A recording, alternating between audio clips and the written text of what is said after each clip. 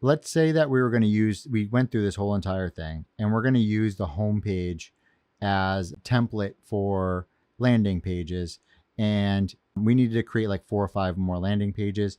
Would you want to use the template that came in with it, or the one that we went through and fixed already all of the stuff?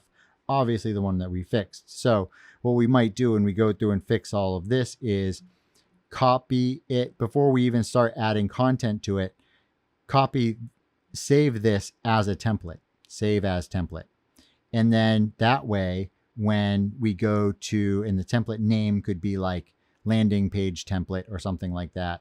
And then we would know, or homepage template, and we would know like, okay, here's the homepage that we're going to use for other pages. And we can use that as a starting point. It'll already be containers and not sections. And then if there's anything we decide to change about colors and stuff like that, like we're just fixing the template ourselves.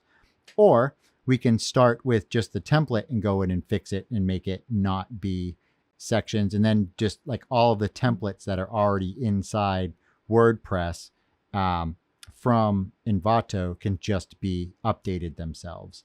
So this is pretty much how to manage the templates from Envato and change them around using Elementor and things like that.